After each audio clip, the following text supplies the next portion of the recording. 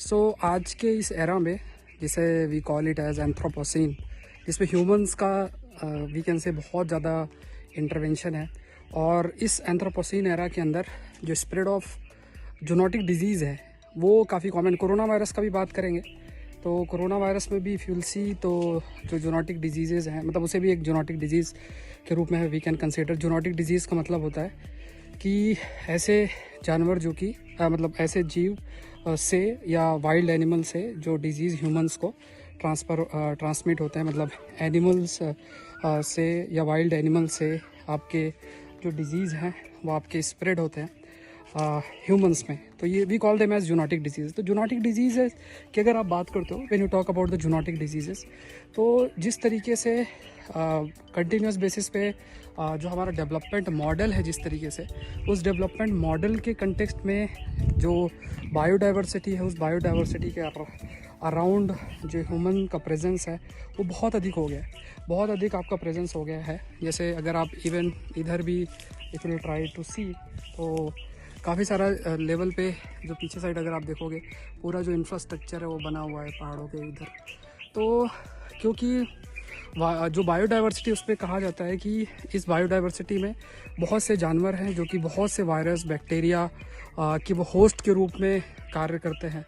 वो होस्ट के रूप में मतलब वो जो वायरस बैक्टीरिया है वो वहीं पे उन एनिमल्स में आपका प्रेजेंट होते हैं। When you talk about those virus bacteria, animals में प्रेजेंट होते हैं। अगर कोई भी दूसरा जीव या ह्यूमंस की भी अगर आप बात करो, अगर उनके कांटेक्ट में अगर कोई भी मतलब जो एनिमल्स के कांटेक्ट में अगर आप देखते हो कोई भी ह्यूमंस या दूसरे एनिमल्स होते हैं, तो वो वायरस या जो बैक्टीरिया है वो वायरस बैक्टीरिया आपका उन तक स्प्रेड हो सकता है। और एनिमल से ह्यूमंस में जो डिजीज़ेस स्प्रेड होते हैं we call them as zoonotic diseases. और जैसा मैंने कहा कि जो बायोडाइवर्सिटी है वो पूरे तरीके से आइसोलेटेड नहीं है, पूरे तरीके से इट इज़ नॉट आइसोलेटेड। ये माउंटेन्स हैं, आप देख सकते हो, वहाँ भी इंफ्रास्ट्रक्चर आपके बने हुए हैं।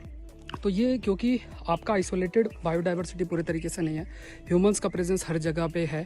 और एक दो बार ऐसे घूमने से नहीं, मतलब इन जनरल जो इंफ्रास्ट्रक्चर लेवल पे देखोगे तो ह्यूमंस का काफ़ी अधिक प्रेजेंस है। तो जो डिजीज़ेज़ हैं उसकी जो स्प्रेड होने की फ्रिक्वेंसी है वो तेज़ी से बढ़ गई है। तो इसलिए कहा जाता है कि बायोडाइवर्सिटी प्रोटेक्शन, क्योंकि बायोडाइवर्सिटी अपने अंदर बहुत से डिजीज़ेज़ के जो होस्ट हैं उनको उसने होल्ड कर रखा है।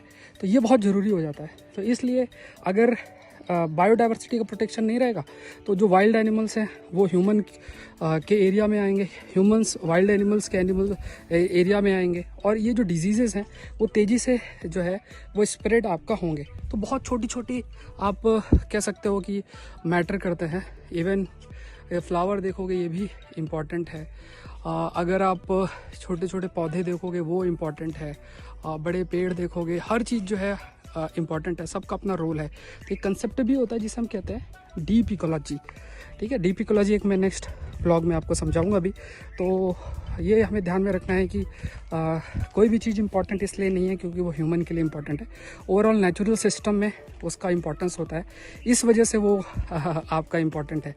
तो जूनोटिक डिजीज़ की बात अगर किया जाए तो इसको रोकने के लिए या फिर इसके स्प्रेड को समझने के लिए हमारे साइंटिस्ट हैं, डॉक्टर्स हैं, वो बहुत तेज़ी से स्टडी भी लगातार आपकी कंटिन्यूस बेसिस पे कर रहे हैं। बट उस पर भी हमारी भी बहुत एक बड़ी जिम्मेदारी बन जाती है कि जो ये डिज़ीज़ है इनके स्प्रेड को रोकने के लिए हम भी काफ़ी सारे प्रयास करें बायोडाइवर्सिटी कंजर्वेशन में, और इन सारे एरियाज़ में जितना हो सके प्रयास करने का ज़रूरत है। जिस वजह से अगर ये बायोडाइवर्सिटी को हम प्रोटेक्ट कर पाएंगे तो अपने आप ये जो स्प्रेड है इन डिजीज़ेज़ का काफ़ी हद तक रोका जा सकता है। मतलब इन जनरल ऐसे जो अपकमिंग नए तरीके के जो वायरस बैक्टीरियाज़ हैं उनके स्प्रेड को काफ़ी हद तक जो है वो रोका जा सकता है। सो आई होप ये एडू ब्लॉग आपके लिए हेल्पफुल रहा होगा। I request you all like ज़रूर से करें, अपने कमेंट भी ज़रूर से दें, और अनअकैडमी से आप मुझसे जुड़ सकते हैं। इंडिया के टॉप 80+ एजुकेटर से आप लाइव पढ़ सकते हैं, और you can use the code